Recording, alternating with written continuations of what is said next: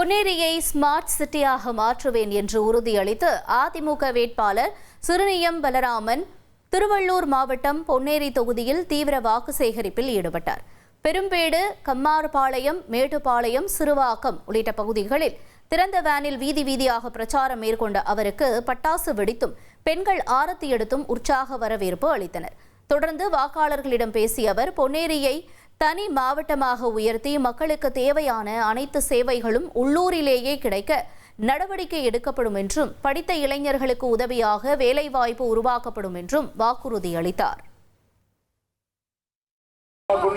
மாவட்ட ஆட்சி அலுவலகமும் ஸ்மார்ட் சிட்டியை உருவாக்கும் வாய்ப்பை படித்த இளைஞர்களுக்கெல்லாம் வேலைவாய்ப்பு தருகின்ற விதத்தில் இந்த பகுதியில் ஒரு ஸ்மார்ட் சிட்டியை உருவாக்கியுள்ள வாய்ப்பையும் உருவாக்கி தர வேண்டும் உத்தரவாதத்தை முன்வைத்து அண்ணனுடைய கவனத்திற்கு முதலமைச்சர் ஆனதும் என நீங்கள் சட்டமன்ற உறுப்பினரானதும் இந்த பகுதிக்கு தனி ஒரு மாவட்ட ஆட்சி அலுவலகத்தில் வருவதற்கான வாய்ப்பை உருவாக்கி தருவோம் என்று கூறிக்கொண்டு விடைபெறுகிறோம்.